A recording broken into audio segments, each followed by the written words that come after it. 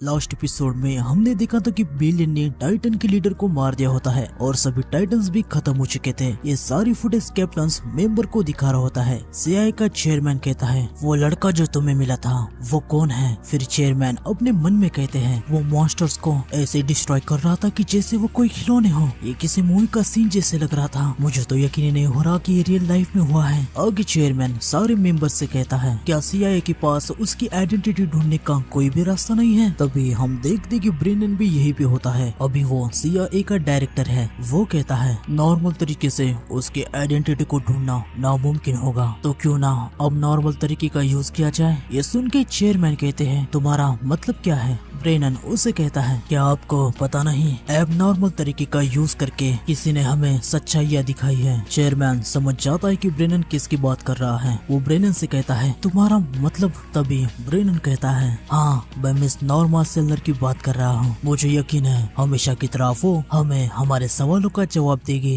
आगे हमें national track and field के पहले कंपटीशन के इवेंट को दिखाया जाता है। हम देखते कि यहाँ पे जुनो और बाकी ट्रैक एंड फील्ड क्लब के मेंबर भी आए हुए होते हैं। यहाँ हमें जुनो थोड़ा सा हैरान सा दिखता है। आगे हमें इसका कारण पता चल जाता है, क्योंकि किमचुल भी यही पे होता है। अगर आप लोग भूल गए हो तो मैं बता दूं, किमचुल जुनो का शैडो था और उसका नाम था आयरन। हम देखते कि किमचुल भी जुनो को देख के हैरान हो जाता है। तभी पीछे से किमचुल को कोई आवाज देता है और उसे कहता है, ए किमचुल, किसका वेट कर रहे हो? चल जल्दी से तैयार हो जाओ। किमचुल उसे कहता है, हाँ ठीक है। जुनो किमचुल को देख के काफी ज्यादा भावुक हो जाता है। आगे हम देखते कि किमचुल भी जुनो को देख के थोड़ा सा नर्वस सा रहता है। वो मन में कहता है, मुझे इस बंदे के सामने नील होने की इच्छा क्यों हो रही है? इसे तो मैंने पहले कभी देखा तक नहीं, ना ही मैं इससे पहले कभी मिला हूँ। क्या मैं इससे डर रहा हूँ? आगे हम देखते कि किमचुल सीधा जुनो के सामने आ जाता है और उसे कहता है, मेरी तरफ क्या देख रहे हो? अगर तुम्हें कुछ कहना है तो स्टेडियम के बाहर चलो।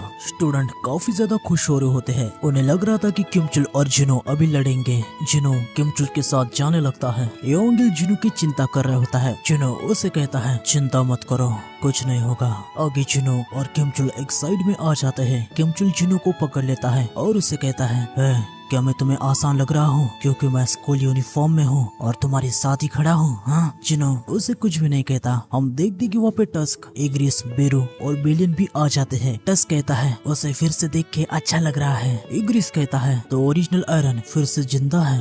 बेरू कहता है, आयरन वेलकम बैक। उसके बाद आखिर में बेलियन कहता है, मेरे लीज आपकी परमिशन हो तो मैं बेलियन इसे लेसन सिखाने के लिए तैयार हूँ, ताकि ऐसी हरकत ये फिर से ना कर पाए। तभी हम देखते कि किमचुल रोने लगता है और वो मन में कहता है, आखिर ये क्या हो रहा है? किमचुल अपने आप ही नील करता है। जुनो मन में कहता है, अभी किमचुल एक ह्यूमन की लाइफ जी रहा है, ना कि वो कोई मेरा शैडो है। मुझे उसे अकेला छोड़ना चाहिए। तभी किमचुल जुनो से कहता है, रुको, क्या यही प्यार है? ये सुन के जुनो का पूरा मूड ही खराब हो जाता है और वो जुनो से कहता है, अब ये क्या कह रहे हो तुम? जुनो चुटकी बजाता है और किमचुल को यहाँ की सारी यादों को मिटा देता है और किमचुल को यहाँ पे क्या हुआ है उसके बारे में खुद के ही वर्ड्स उसके माइंड में सेट कर देता है। जुनो कहता है, यहाँ पे क्या हुआ सुनो, तुमने मेरे साथ फाइट करनी चाहिए, लेकिन पता चला कि मैं तुम्हारे पापा के फ्रेंड का बेटा हूँ और तुमने मेरे साथ कुछ भी नहीं किया। और हाँ, थोड़े से अच्छे इंसान बनने की कोशिश करो। हम देखते कि किमचुल बेहोश होने लगता है। जुनो उसे कहता है, तुम उन लोगों में से हो जिसने इस दुनिया को प्रोटेक्ट करने के लिए हेल्प की है। तुम्हें खुद पे गर्व होना चाहिए। आगे किमचुल जाग जाता है और वो बस इधर उधर देखने लगता है। फिर the junior high level race की शुरुआत जल्द ही होने वाली होती है। अनाउंसर सारे स्टूडेंट को स्टेडियम में आने के लिए कहता है। फिर आगे हमें मिस सेलर के घर को दिखाया जाता है, जहाँ पे डेविड ब्रेनन आया हुआ था। ब्रेनन मिस सेलर से कहता है, आपसे मिलके काफी समय हो गया miss seller. Miss seller Brennan से कहती है, डेव अंदर आ जाओ। ब्रेनन कहता है, मुझे खाने की खुशबू आ रही है, क्या मैं आपके खाने के बीच में आ गया? मिस सेलर कहती है, वास्तव में आपके आने से पहले एक गेस्ट आए हुए हैं। ये सुन के ब्रेनन कहता है, ओह तो ठीक है, मैं आपका समय बर्बाद न करके सीधा पॉइंट पे आता हूँ। मिस सेलर ब्रेनन से कहती है, डेव मैंने तुम्हें पहले ही कहा है, जब से वो आया था उसके बाद से मैं फ्यूचर में कुछ भी नहीं देख सकती। ब्रेनन कहता है, ओह आप फिर से गॉड ऑफ डेथ के बारे में बात कर रही हैं। मिस सेलर ब्रेनन से कहती कहती है, डेव तुम जो सवाल मुझे पूछने के लिए आए हो मैं उनके जवाब तुम्हें दे दूंगी। तुम्हारे पहले सवाल का जवाब है हाँ और दूसरे सवाल का ना। ये सुन के ब्रेनन बहुत ही ज्यादा हैरान हो जाता है। वो मिस सेलर से कहता है, रुकिए लेकिन आपको कैसे पता? तभी मिस सेलर कहती है, तुम मुझे यही पूछना चाहते हो कि मुझे कैसे पता कि तुम क्या पूछने वाले हो? इवन कि अब मैं फ्यूचर भी नहीं देख सकती। डेव तुमने जो सवाल मुझसे पूछे थे वो पास्ट के बारे में है। मैंने बस पास्ट में देखा और मुझे जो लगा मैंने तुम्हें उन सवालों का जवाब दे दिया। ये सुन के ब्रेनन कहता है, तो क्या मैं अपने जवाबों के बारे में और भी डिटेल में पूछ सकता हूँ? मिस सेलर कहती है, डेव तुम सही हो, मैं जानती हूँ कि तुम और जानना चाहते हो पर उसके बारे में मैं तुम्हें कुछ भी नहीं बताने वाली। ये सुन के ब्रेनन काफी ज्यादा हैरान हो जाता है और वो मिस सेलर से कहता है, और मिस सेलर आपको तो पता ही होगा ना कि उस लड़के ने क्या किया है, वो हमारे देश के लिए खतरा हो सकता है। तभी हम देखते कि पीछे से मिस सेलर का बेटा आ जाता है। आगे मिस सेलर कहती है, तुमने खुद उस दिन फुटेज को देखा है ना? ब्रेनन कहता है, हाँ मैंने देखा कि एक लड़का उसके सामने के मॉन्स्टर्स को खत्म कर रहा था। उसकी पावर बहुत ही ज्यादा डरावनी और स्ट्रॉन्ग थी पर आखिर में उसने उस दिन ह्यूमैनिटी को बचाया। मिस सेलर ब्रेनन से कहती है, क्या तुम मुझ पे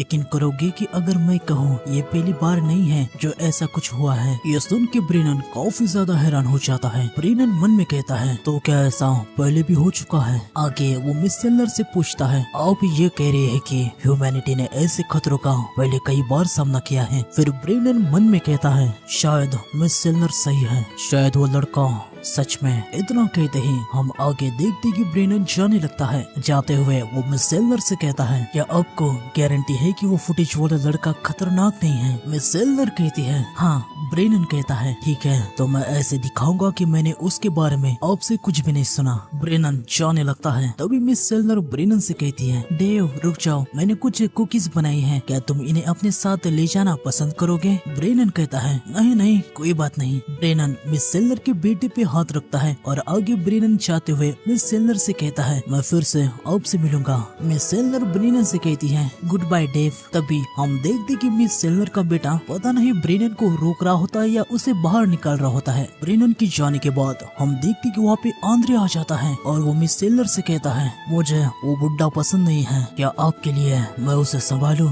मिस सेलर आंद्रे से कहती है, थॉमस अगर तुम किसी भी दिक्कत में पड़ जाओगे, प्रोफेशनल फाइटिंग में बैन हो जाओगे, है ना? आंद्रे कहता है, हाँ। क्या मैं आपसे कुछ पूछ सकता हूँ? मेरे अलावा काफी सारे लोग एक्सीडेंट में मारे गए, ज्यादातर कार क्रैश होने की वजह से। मुझे लगता है ऐसी कई सारी डेथ हुई पर आपकी प्रोफेसी की वजह से मेरा एक्सीडेंट होने से बच गया। आपने तब मुझे क्यों बचाया? मिस सेलर बताती है, क्योंकि तुमने अपने पास्ट के लाइफ में बहुत अच्छे काम किए थे। ये सुन के आंद्रे काफी ज्यादा हैरान हो जाता है और वो कहता है, क्या मैंने? पर मैं तो आंद्रे हूँ, द बैड बॉय। आगे ब्रेनन को चाहते हुए आंद्रे कहता है, तो उस वीडियो वाले लड़के ने ऐसा क्या किया कि ये बुढ़ा उसके लिए यहाँ पे आया था? मिस सेलर कहती है, उसने दुनिया को बचाया था। ये सुन के आंद्रे मन में कहता है, कभी कभी मैं ये पता ही नहीं कर पाता कि ये लेडी मजाक कर रही है या सीरियस है, लेकिन फिर इसलिए तो मुझे ये इंटरेस्टिंग लगती है। आंद्रे मिस सेलर से पूछता है, तो अभी वो हीरो कहाँ पर है और क्या कर रहा है जिसने इस दुनिया को बचाया था? मिस सेलर कहती है, मुझे नहीं पता, शायद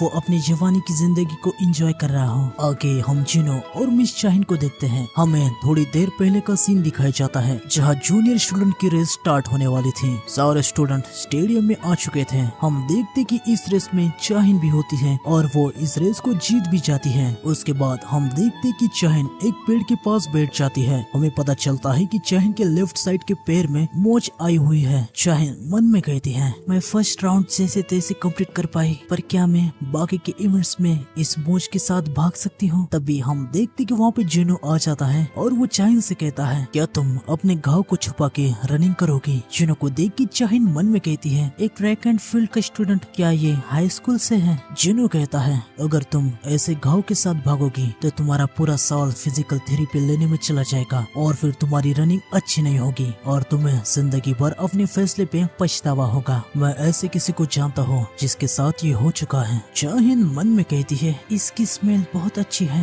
आगे चाहिन जिनो से कहती है चिंता करने के लिए थैंक्स। हम देखते कि चाइन उठने की कोशिश करती है पर चाइन की मोच काफी ज्यादा दर्द करने लगती है। जिनो चाइन की मोच के पास अपना हाथ लाता है और चाइन से कहता है क्या तुम बस एक पल के लिए शांत रह सकती हो। चाइन काफी ज्यादा पैनिक हो जाती है। आगे हम देखते कि जिनो चाइन की चोट को हील कर देता है। ये देख के चाइन काफी ज्यादा हैरान हो जाती है। आगे जिनो चाइन से कहता है तुम्हें बस एक ही चांस मिलेगा तो तुम्हें जितना हो सकता है उतना अपना पूरा बेस्ट देके भागना होगा। जिनो वहाँ से जाने लगता है। चाइन जिनो को रोकती है और उसे पूछती है रुक जाओ, क्या हम पहले भी कभी कहीं पे मिले हैं। जिनो हल्का सा मुस्कुरा देता है और चाइन से कहता है चलो रनिंग करते हैं। चाइन कहती है क्या। जिनो बताता है अगर तुम मुझसे तेज भागोगी तो मैं तुम्हारे सारे सवालों का जवाब दे दूंगा। चाइन ये सुन के जिनो से कहती है तुम हाई स्कूल से हो राइट, मैंने देखा था तुम सारे प्रीलिमिनरी इवेंट्स में फर्स्ट प्लेस पे आए थे। जिनो उससे कहता है क्या सच में, तो मैं समझूंगा कि तुम हार मान चुके हो। ये सुन के चाइन हल्की सी गुस्सा हो जाती है और वो जिनो से कहती है प्रीलिमिनरी फाइनल राउंड की रिजल्ट जल्द ही अनाउंस किए जाएंगे। अगर मैं तुम्हारे रिकॉर्ड्स को ब्रेक करूंगी तो क्या तुम मेरे सवालों का जवाब दोगे, भले ही इसमें थोड़ा सा टाइम लग जाएगा। ये सुन के जिनो मन में कहता है अभी ये यंग है लेकिन फिर भी हमेशा की तरह ये इनोसेंट है। जिनो चाइन से कहता है ठीक है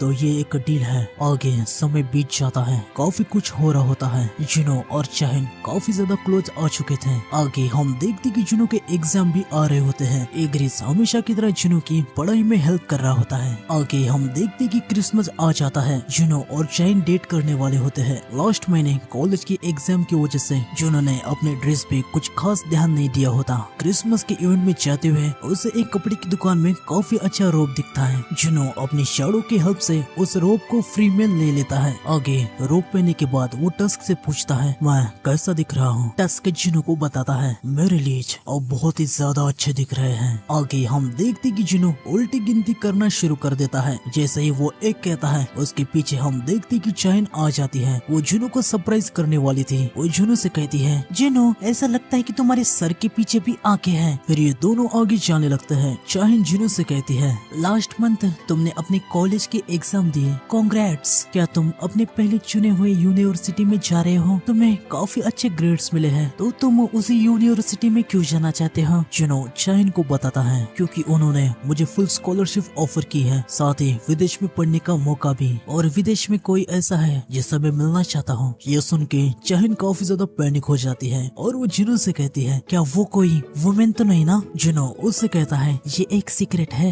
ये सुनने के बाद चाइन रूठ जाती है। आगे वो जिनो से कहती है जिनो क्या तुम्हें हमारा प्रॉमिस याद है। जिनो कहता है प्रॉमिस बट कौन सा। चाइन बताती है तुमने मुझसे वादा किया था कि अगर मैं तुमसे तेज भागने में कामयाब हो गई तो तुम मेरे सवालों का जवाब दोगे। जिनो कहता है हाँ मुझे याद है। चाइन एक क्रिसमस की ट्री को इशारा करके जिनो से कहती है क्या हम देखें कि उस ट्री के पास पहले कौन पहुंचता है। जिनो चाइन से कहता है तुम मुझसे क्या पूछना चाहती हो। चाइन कहती है सब कुछ, मैं जानना चाहती हूँ कि तुम क्या सोच रहे हो, और हाँ उस यूनिवर्सिटी में तुम जिससे मिलने वाले हो वो लड़का है या लड़की। साथ ही मैं ये भी जानना चाहती हूँ कि ट्रैक एंड फील्ड के कंपटीशन के पहले क्या हम कभी मिले हैं। ये सुन के जिनो थोड़ा सा हैरान सा हो जाता है पर बाद में वो कहता है ठीक है। आगे हम देखते कि चाइन अपना स्कार्फ निकालती है और उसे जिनो के गले में डाल देती है। उसके बाद वो जिनो से कहती है जिनो अगर तुम मुझे पसंद करते हो तो यही खड़े रहो, बिल्कुल भी हिलना मत। चाइन ट्री की तरफ निकल जाती है। जिनो बेचारा चुपचाप एक ही जगह पे खड़ा रहता है। इग्रिस, टस्क, बेरू,